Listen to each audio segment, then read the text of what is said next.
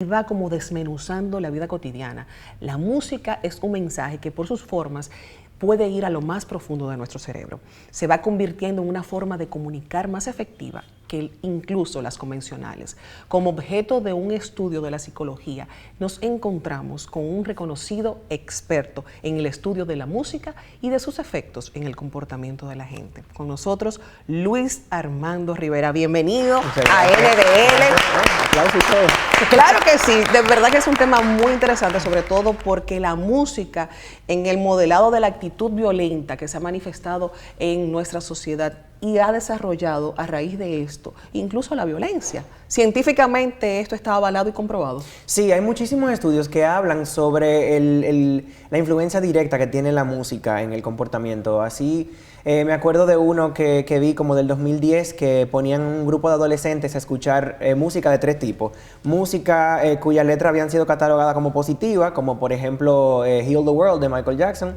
Lo ponían a escuchar música que estaban catalogadas como neutra y música que estaban catalogadas como letras negativas.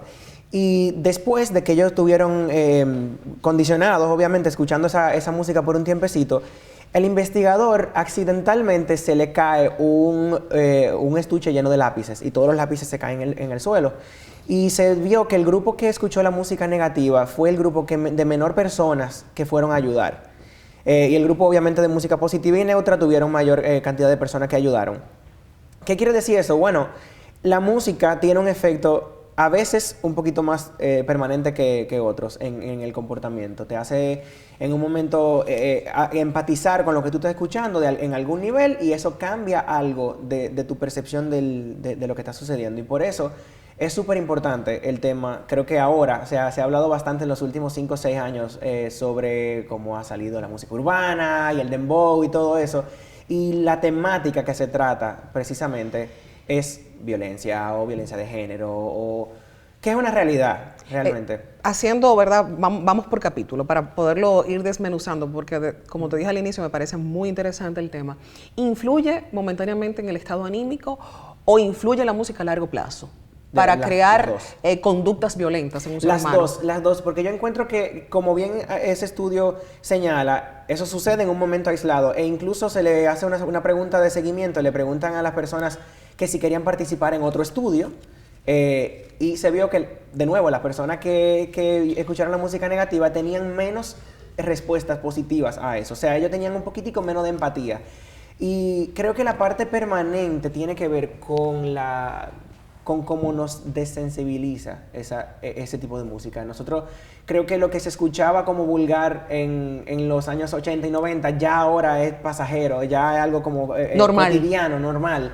Y lo que se está viendo ahora en los medios es muchísimo más como explícito, muchísimo más explícito y eso tiene que ver mucho con, sí, los tiempos cambian y la gente tiene que modernizarse, pero también hay niños viendo este tipo de cosas, que si yo a los 9 años, las cosas que para mí a los 9 años eran un shock. O que no tenías exposición incluso por el cuidado excesivo de los padres. O que no conocía, exacto.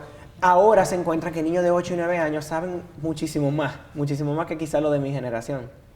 ¿Cómo influye? Porque hablas específicamente, tocas el tema del dembow, de la música urbana. Sin embargo, si tomamos como referente de otra época, incluso bachatas, apelan también a la violencia dentro de la música popular dominicana. Sí, yo creo que siempre ha existido, y no solamente aquí, creo que en todos los lugares del mundo.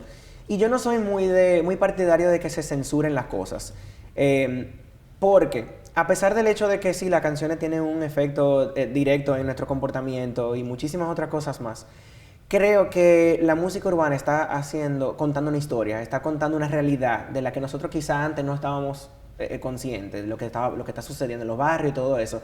Así mismo lo hizo el hip hop en los Estados Unidos en los 80 y los 90 y tenemos ahora una riqueza de música, algunas apropiadas, algunas no, pero en Estados Unidos, por ejemplo, si tú vas a comprar un CD que tiene letras explícitas, hay una advertencia, hay tiendas que no te permiten, si tú eres un niño o un adolescente, comprarlo.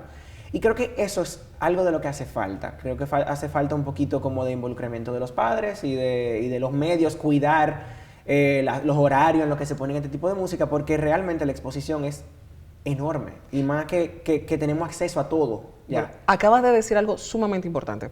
Hablas de que en muchas ocasiones este tipo de letras retratan la realidad social de los barrios. Podemos censurarla como tal, la música, pero ¿cómo censuramos esa realidad social? ¿De qué manera aporta censurando la música si todavía esa gente sigue viviendo su realidad? Sí, a eso es que yo me refiero. Yo no creo que esa sea la solución. No creo que censurarle es la solución, porque estamos privando, primero nos estamos privando nosotros de conocer una realidad que necesita algún tipo de apoyo y que necesita contar su historia. Y también le estamos privando a esas personas y a las personas que lo viven de, en cierto modo, crear una conexión empática con su realidad. Tenemos un artista invitado del que tuviste la oportunidad de escuchar su música al inicio de esta entrevista. El Nene, La Amenaza. ¿Cuál es el metamensaje de un hombre como este? Y me atrevo a preguntártelo porque voy a ir donde él también a preguntarle qué opina de nuestra conversación. Mira, yo creo que, como te dije, yo casi siempre como camino un poquito cauteloso en este tema, porque no me interesa censurar, ni me interesa decir, esta música es mala, ni me interesa decir, por favor, no escuchen esto, porque realmente eso no es mi responsabilidad.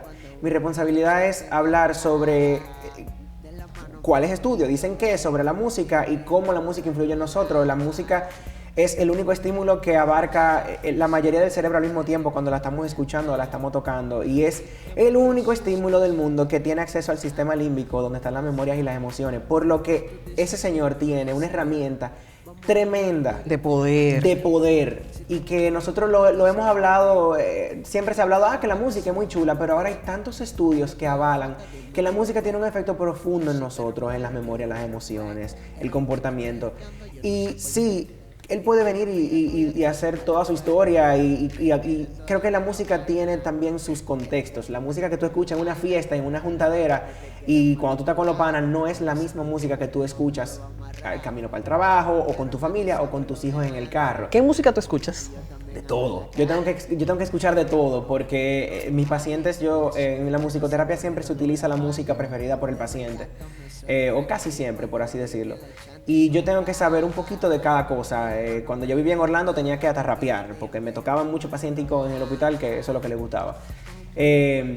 A mí, como soy cantante, me gusta mucho el R&B, porque eso es como el tipo de música que me gusta cantar, pero yo escucho de todo. Luis Armando, yo entiendo que es un compromiso social que debemos asumir partiendo del conocimiento, de llevar a la población dominicana ese tipo de mensaje, de cuán importante es la música y la música positiva, que retraten letras positivas para uno lograr una sociedad más sana.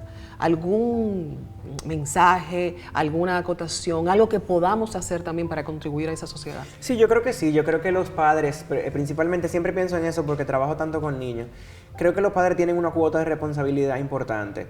Y no soy ingenuo, yo estoy consciente de que los niños tienen más acceso a la información que nunca. Pero así conozco padres que los niños, por su crianza, saben, bueno, mami me dice que yo no puedo ver este video aunque tú me lo quieras enseñar, déjame preguntarle a mami si lo puedo ver para... O sea, tener tus límites bien claros y entender de que todo tiene un contexto. Probablemente la música que yo escucho en mi casa con mis amigos, que puede tener que ver con que estamos bebiendo o que estamos haciendo tal cosa, es apropiada para ese momento. Pero si mi sobrinita está ahí, yo no voy a poner esa música. Aunque ni entienda el tipo de cosas que estamos escuchando. Pero creo que es eso. Creo que a nosotros como sociedad, incluso a las emisoras o lo que sea, de tener un horario específico de esta música se toca de aquí a aquí. Y ya. O esta emisora es exclusivamente para el público tal.